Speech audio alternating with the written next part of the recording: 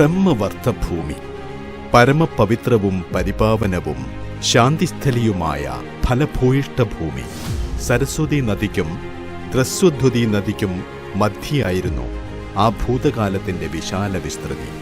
ചതുർവേദങ്ങളിലെ പ്രഥമ സ്ഥാനമലങ്കരിക്കുന്ന ഋഗ്വേദ സൂക്തങ്ങളിൽ സരസ്വതി എന്നും ഒരു മന്ത്രമായി ഒഴുകുന്നുണ്ട്, മന്ദമായി ഒഴുകുന്നുണ്ട്. ആ നദീതടങ്ങളിലായിരുന്നു സാരസ്വത് ബ്രാഹ്മണ സമൂഹങ്ങളുടെ സാംസ്കാരിക പിറവി. സപ്തസിന്ധുക്കളിലൊന്നായ സരസ്വതി നദി ഹിമവൽ ശൃംഖങ്ങളിൽ നിന്നും ഉറവ കൊണ്ട് കുരുക്ഷേത്ര ഭൂമിയിലൂടെയും രജപുത്ര ദേശങ്ങളിലൂടെയും അനസ്യൂതമൊഴുകി ദ്വാരകയ്ക്കരികിൽ വെച്ച് അറേബ്യൻ സമുദ്രത്തിൽ നിപതിക്കുന്നു.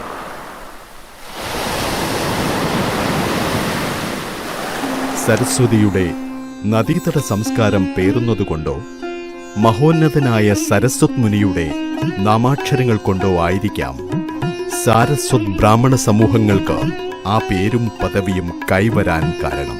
കാലങ്ങൾക്ക് മുൻപേ സരസ്വതി നദി ഭൂമിക്കടിയിൽ അപ്രത്യക്ഷയായി. തീരവാസികളായ സാരസ്വത് ബ്രാഹ്മണർ മറ്റിടങ്ങളിലേക്ക് കുടിയേറാനും തുടങ്ങി.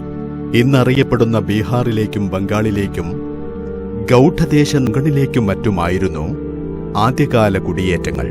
ഗൗഡദേശിൽ നിന്നുള്ള ദേശാടനക്കാരായതിനാൽ വടക്കന്മാർ എന്നർത്ഥം വരുന്ന ഗൗഡ് എന്ന നാമം ആ ജനസമൂഹത്തിനുമേൽ ചാർത്തിക്കിട്ടുകയും കാലാന്തരേണ അവർ ഗൗഡ സാരസ്വത ബ്രാഹ്മണർ എന്നറിയപ്പെടുകയും ചെയ്തു.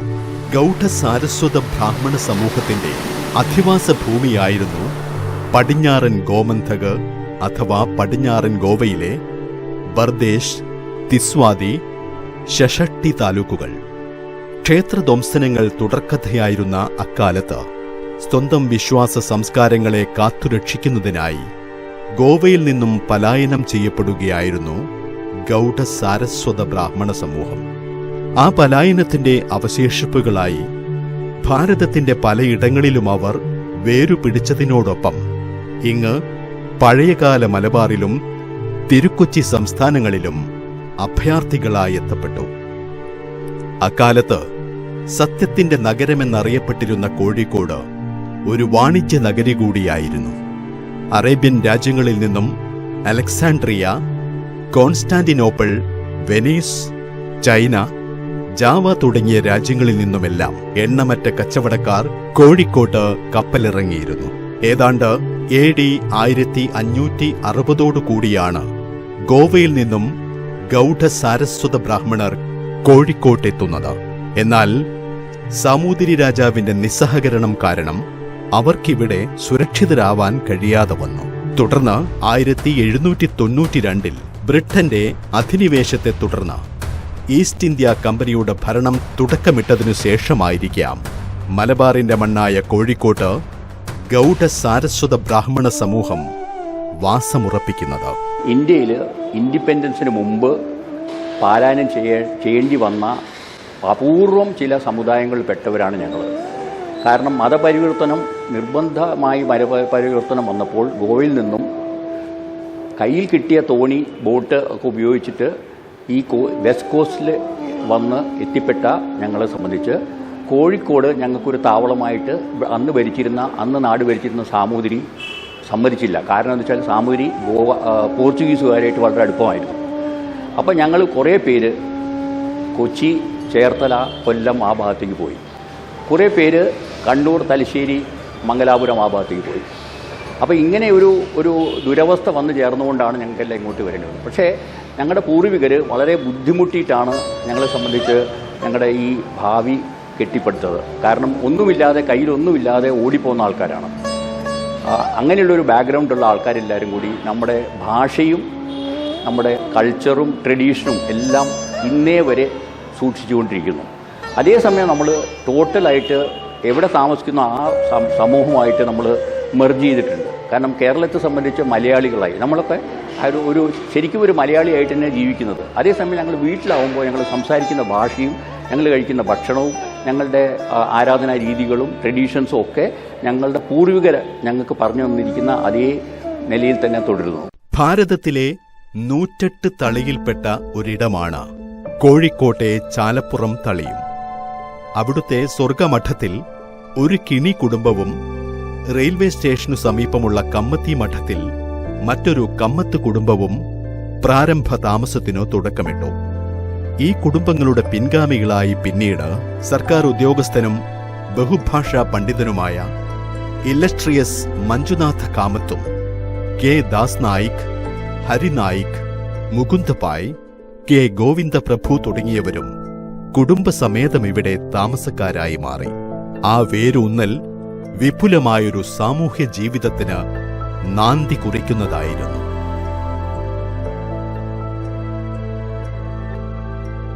സ്വർഗവടം ഫാമിലി എന്ന് വെച്ചാൽ വച്ചഗോത്ര കിണി എന്നറിയപ്പെടും. ഞങ്ങളുടെ ഫാമിലിയുടെ ട്രീ നോക്കിയിട്ടുണ്ടെങ്കിൽ മഞ്ചേശ്വരത്തിൽ നിന്നാണ് നമ്മുടെ ഫാമിലീസൊക്കെ പല ഭാഗങ്ങളായിട്ട് പോയിട്ടുള്ളത്. ഇപ്പോഴും മഞ്ചേശ്വരത്ത് കിണി ഫാമിലി ഉണ്ട്. അതിൻ്റെ ഭാഗമായിട്ടാണ് കോഴിക്കോടും കുമ്പള പിന്നെ ഫോണ്ട ഗോവയിൽ ആയിട്ട് നമ്മൾ ഫാമിലീസ് ഉള്ളത്. കോഴിക്കോട് വരുന്നതിൽ ആദ്യത്തെ വൺ ഓഫ് ദ ഫസ്റ്റ് ഫാമിലിയാണ് സ്വർഗവടം ഫാമിലി. 1800-കളിൽ എൻ്റെ മുത്തശ്ശൻ്റെ അച്ഛൻ രാമാകിണിയാണ് അന്ന് ബ്രിട്ടീഷർക്ക് വേണ്ടി ഇവിടെ തഹസിൽദാറായി വന്നിരുന്നു. അങ്ങനെയാണ് സാമൂതിരി രാജാവിൻ്റെ കയ്യിൽ നിന്ന് ഏകദേശം ഒരു 80-90 സെൻറ്റ് സ്ഥലം വാങ്ങി ഇപ്പം കാണുന്ന 4 കെട്ട് വീടും കുളവും ഒക്കെ വെച്ച് താമസിച്ചു തുടങ്ങിയത്. അദ്ദേഹത്തിൻ്റെ ഫാമിലിയിലുള്ള ആൾക്കാരാണ് ഇവിടെ ഇപ്പോഴും ജീവിച്ചുകൊണ്ടിരിക്കുന്നത്. ഞാൻ ശരിക്കും 6ാമത്തെ ജനറേഷനാണ് ഈ ഫാമിലിയിൽ നിന്നുള്ളത്. അന്നത്തെ കാലത്തൊക്കെ വേറൊരു സൗകര്യമില്ലാത്ത സമയത്തൊക്കെ നമ്മളെ കാശി മഠാധിപതികളൊക്കെ വരുന്ന സമയത്ത് ഞങ്ങൾ വീടിൻ്റെ മുൻവശത്തുള്ള ഔട്ട് ഹൗസിലാണ് ക്യാമ്പ് ചെയ്യാറുണ്ടായിരുന്നത്. അതേപോലെ ഇവിടുത്തെ കോഴിക്കോട് സമാജത്തിന് വേണ്ടിയിട്ട് ഇവിടെ ശ്മശാനം ഒക്കെ റൺ ചെയ്യുന്നത് ഞങ്ങളുടെ ഭൂമിയിൽ വെച്ചിട്ടാണ് ചെയ്തിട്ടുള്ളത്. മരുന്നുകളും മലയോര ഉൽപ്പന്നങ്ങളും തുടങ്ങി സ്വർണവും തുണിത്തരങ്ങളും പുസ്തക സാമഗ്രികൾ വരെ കച്ചവടം ചെയ്ത് സമ്പന്നമായൊരു വ്യാപാര ലോകം സൃഷ്ടിച്ചെടുക്കാൻ പതിയെ ഗൗഡ സാരസ്വത ബ്രാഹ്മണ സമൂഹത്തിന് സാധിച്ചു. മഹോന്നതമായ വാണിജ്യ സംസ്കാരമുള്ള കോഴിക്കോട് നഗരത്തിൽ 1890-ൽ ഗൗഡ സാരസ്വത് ബ്രാഹ്മണർ ആണ് ആദ്യമായി സ്വർണ്ണ വ്യാപാരം ആരംഭിച്ചത്. യു ഹരിനായിക് മേലേപ്പാളയത്ത് ചെറിയ രീതിയിൽ സ്വർണ്ണ വ്യാപാരത്തിന് തുടക്കം കുറിച്ചു. അദ്ദേഹത്തിൻ്റെ ബന്ധുവായ ലക്ഷ്മൺ നായിക് പിന്നീട് വ്യാപാരം ആരംഭിച്ചു.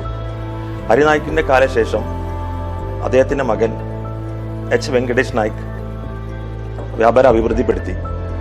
ലക്ഷ്മൺ നായിക്കിൻ്റെ മക്കളായ നാരായൺ നായിക്കും എൽ വി നായിക്കും നല്ല രീതിയിൽ ബിസിനസ് കൊണ്ടുപോയി. അതിനുശേഷം 1920 മുതൽ 40 വരെ ഏകദേശം 40ഓളം സ്വർണ്ണ വ്യാപാരികൾ ഗവർണർ സാർത്ത് ബ്രാഹ്മണരായി ഉണ്ടായിരുന്നു.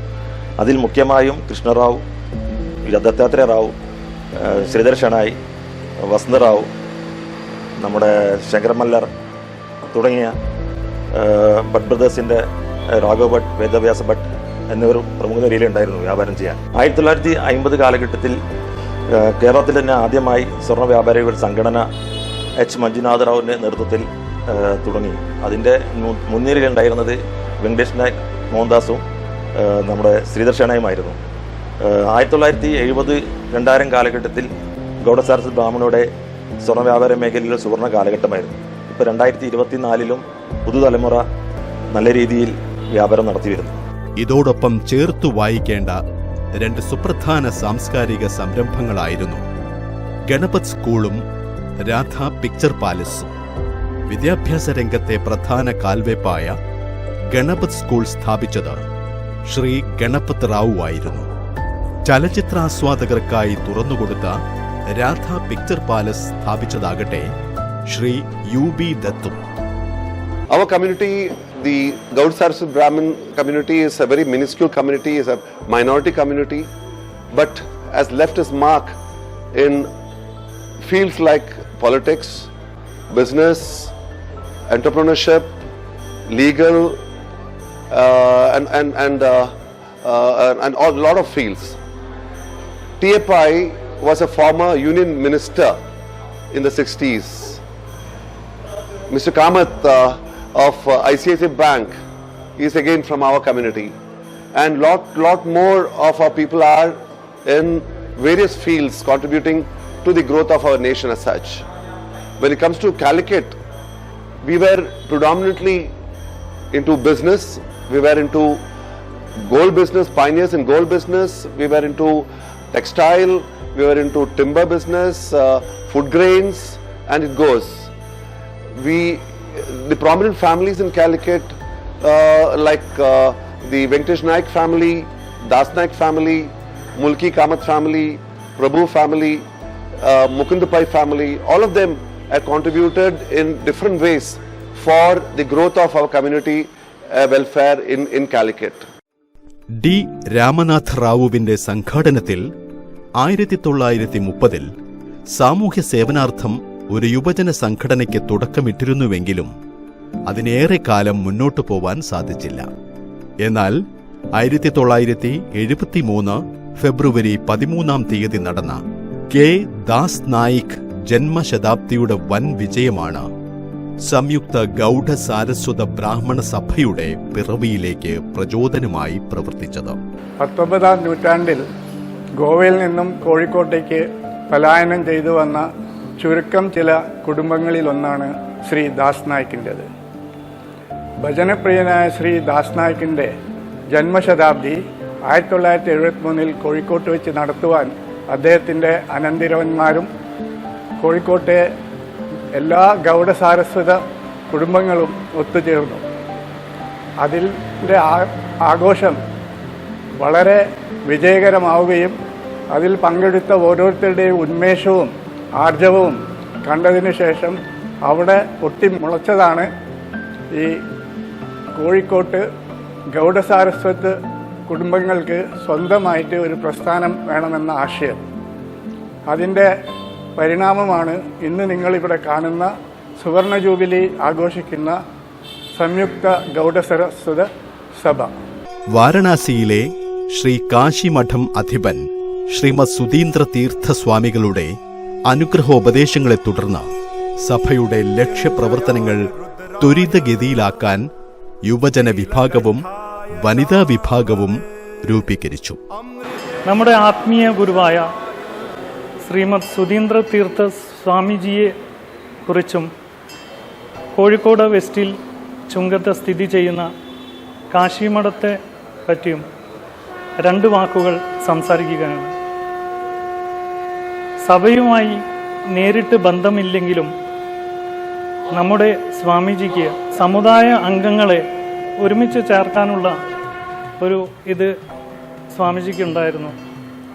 അങ്ങനെ തന്നെ ഇവിടെയുള്ള കാശിമഠം നമ്മുടെ കോഴിക്കോട്ടുള്ള ബഡ് ബ്രദേഴ്സ് കുടുംബാംഗങ്ങൾ നിർമ്മിച്ച് നൽകി തന്നതാണ്. അതുകൊണ്ട് കോഴിക്കോടുള്ള സമാജബാന്ധവർക്ക് ഒത്തുചേരാനും പ്രാർത്ഥിക്കുവാനും ഒരു മഹാ സൗഭാഗ്യമുണ്ടായി.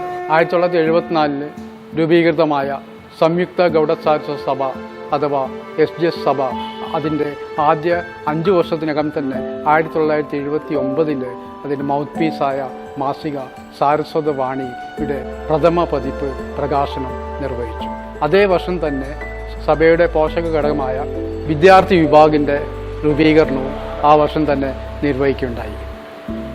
79 ശേഷം പിന്നീട് 96 മംഗലാപുരത്ത് നടന്ന പ്രഥമ വിശ്വ കൊങ്കണി സമ്മേളനത്തോടനുബന്ധിച്ച് വന്ന ബൗണ്ടി എന്ന വാഹന പ്രചരണ ജാഥയ്ക്ക് വൻ വരവേൽപ്പാണ് കോഴിക്കോട്ടെ ഗൗഡ സാരസ്വതരും കൊങ്കണി സമൂഹവും നൽകിയത്.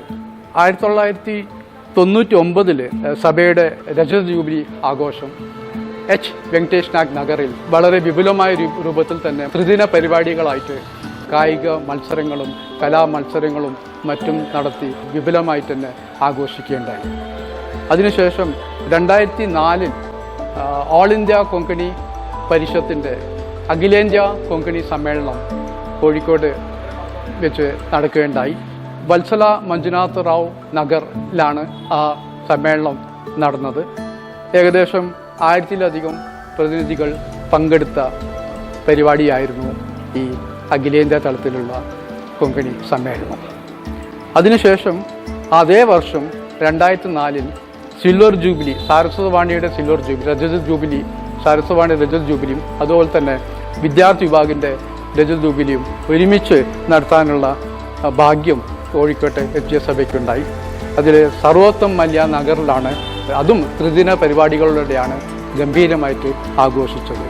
അതിനുശേഷം 2015 ഓൾ ഇന്ത്യ കൊങ്കണി പരിഷത്തിൻ്റെ അഖിലേന്ത്യാ സാഹിത്യ സമ്മേളനം കാലിക്കറ്റിന് ലഭിക്കാനുള്ള ഭാഗ്യം ലഭിച്ചു. അന്ന് ഇതേപോലെ തന്നെ ത്രിദിന പരിപാടിയായിട്ട് കൊങ്കണി സാഹിത്യ സമ്മേളനം നടക്കുകയുണ്ടായി. അതിൽ സഭയുടെ ഫൗണ്ടർ സെക്രട്ടറി ആയിരുന്ന ശ്രീ രാജഗോപാൽ എസ് റാവുയുടെ നാമധേയത്തിലാണ് അന്നത്തെ സ്റ്റേജ് അറിഞ്ഞപ്പെട്ടിരുന്നത്. ശ്രീ വിട്ടൽദാസ് ഷേണായ്, ഡോക്ടർ ഗണപതി റാവു, ശ്രീ ജനാർദ്ദൻ നായിക്, ശ്രീ ചന്ദ്രശേഖർ നായിക് എന്നിവരായിരുന്നു സഭയുടെ നേതൃത്വം വഹിച്ചിരുന്നത്. സഭയുടെ ഏറ്റവും ആക്റ്റീവായിട്ടുള്ള കാലഘട്ടം 1994-2000 കാലഘട്ടത്തിൽ ശ്രീ സുരേന്ദ്ര റാവു അധ്യക്ഷനായും ശ്രീ വാമൻ ഭട്ട് സെക്രട്ടറിയുമായിരുന്ന അവസരത്തിലാണ് ഉണ്ടായത്. ഈ അവസരത്തിൽ സഭയ്ക്ക് വേണ്ടി ഏറ്റവും കൂടുതൽ പ്രവർത്തിച്ചിരുന്ന 2 വ്യക്തികളാണ് ഇവർ രണ്ടുപേരും. ഈ അവസരത്തിൽ 1999 സഭയുടെ സിൽവർ ജൂബിലി വളരെ കേമമായിട്ട് സാമൂതിരി സ്കൂളിൽ വെച്ച് ആഘോഷിച്ചു. അതിനുശേഷം വന്ന ടീമായിരുന്ന 2000-2002 ശ്രീ സന്തോഷ് പൈ, വാമൻ ഭട്ടിൻ്റെ നേതൃത്വത്തിലുള്ള സമിതി. ഈ അവസരത്തിലാണ് സഭയ്ക്ക് സ്വന്തമായ ഒരു കെട്ടിടം വേണമെന്ന ആശയം ഉദിച്ചത്.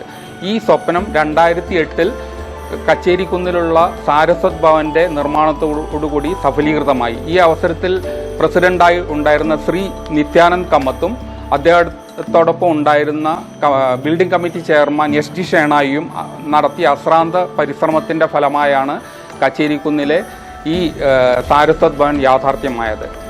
ഇതിലേക്കായിട്ട് ശ്രീ സുരേന്ദ്ര റാവു അദ്ദേഹത്തിൻ്റെ 27 സെൻറ്റ് സ്ഥലം സൗജന്യമായി നൽകുകയും അതിൽ സഭാംഗങ്ങളുടെ സംഭാവന കൂടി ചേർത്ത് ഈ ബിൽഡിങ്ങിൻ്റെ പ്രവൃത്തി പൂർത്തീകരിച്ചു. 2008 ഈ ബിൽഡിങ്ങിൻ്റെ ഉദ്ഘാടനം ശ്രീ മോഹൻദാസ് നായിക് നിർവഹിച്ചു. സാമൂഹിക സേവനങ്ങളെ പറ്റി പറയുമ്പോൾ പപ്പേട്ടൻ എന്ന വിളിപ്പേരിൽ ഞങ്ങളെല്ലാവരും ബഹുമാനത്തോടെ അഭിസംബോധന ചെയ്തിരുന്ന നളിനാക്ഷമല്ലരെ പറ്റി 2 വാക്കുകൾ പറയാതെ സാധ്യമല്ല. കാരണം 70കളിലും 80കളിലുമുള്ള എന്നെപ്പോലത്തെ ഒരു തലമുറയെ തന്നെ ഈ സാമൂഹിക സേവന രംഗത്തേക്ക് വാർത്തെടുത്ത ഒരു വ്യക്തി കൂടിയാണ് അദ്ദേഹം. എവിടെ ഞങ്ങളുടെ സമാജാംഗങ്ങളുടെ വീടുകളിൽ മരണാനന്തര ചടങ്ങുകളിൽ എന്തെങ്കിലും വിശേഷ ദിവസങ്ങളിൽ വിവാഹം അങ്ങനെ എന്തെങ്കിലുമൊക്കെ സംഭവങ്ങൾ ഉണ്ടാവുമ്പോൾ മുൻപന്തിയിൽ നിന്ന് ഞങ്ങളെ എല്ലാവരും പ്രചോദിപ്പിച്ച് ഞങ്ങളെല്ലാവരും ഈ സാമൂഹിക സേവന രംഗത്തേക്ക് നയിച്ചു കൊണ്ടുവന്ന ഒരു വ്യക്തിയാണ് അദ്ദേഹം. ഇന്ന് ഞങ്ങളെല്ലാവരും എന്തെങ്കിലും സാമൂഹിക സേവനങ്ങൾ ചെയ്യാൻ ഞങ്ങൾക്ക് പറ്റുന്നുണ്ടെങ്കിൽ അദ്ദേഹത്തിൻ്റെ ഒരൊറ്റ മാതൃകയായിട്ടാണ് ഞങ്ങളുടെ തലമുറ മുഴുവൻ കടന്നു വന്നിട്ടുള്ളത്. അദ്ദേഹത്തെ മറന്ന് ഒന്നും, കാരണം ഞങ്ങളുടെ സഭയുടെ ആകപ്പാടിയുള്ള ഒരു സംഭവം സാമൂഹിക സേവനമാണ്. ഞങ്ങൾക്ക് ശ്മശാനത്തിൽ ശവസംസ്കാര ചടങ്ങ് കഴിയുന്നത് വരെ അദ്ദേഹമായിരുന്നു ഞങ്ങളെ നയിച്ചിരുന്നത്. 5 തവണയായി 7 വർഷക്കാലം എസ് സഭയുടെ സെക്രട്ടറിയായി സേവനം അനുഷ്ഠിക്കാൻ ഭാഗ്യം സിദ്ധിച്ചതിൽ ഞാൻ അതീവ കൃതാർത്ഥനാണ്. ഈ കാലഘട്ടത്തിൽ സഭയുടെ ഭരണഘടന കാലാനുസൃതമായി ഭേദഗതി ചെയ്തതും അംഗങ്ങൾക്ക് സൗജന്യമായി സ്റ്റാളുകൾ നടത്തി തങ്ങളുടെ ഉൽപ്പന്നങ്ങൾ പ്രദർശിപ്പിക്കുവാനും ആനന്ദിച്ച് ഉത്സാഹിക്കുവാനുമായി സഭയുടെ ആസ്ഥാന മന്ദിരത്തിൽ വർഷത്തിൽ ഒരു ദിവസം ആഘോഷം നടത്തി തുടങ്ങിയതും കൃതാർത്ഥതയോടെ ഓർമ്മിക്കുന്നു. സാമ്പത്തികമായി പിന്നോക്കം നിൽക്കുന്ന അംഗങ്ങൾക്ക് സഹായം എത്തിക്കാനായി ഫാമിലി വെൽഫെയർ ഫണ്ട് എന്ന പേരിൽ ഒരു പദ്ധതി തുടക്കമിട്ടതും പ്രസ്തുത കാലഘട്ടത്തിലായിരുന്നു. സഭയുടെ 50ാമത്തെ വാർഷികത്തിൽ സെക്രട്ടറിയായി പ്രവർത്തിക്കാൻ സാധിച്ചത് ഈശ്വരൻ്റെ അനുഗ്രഹം കൊണ്ടെന്ന് വിശ്വസിക്കുന്നു.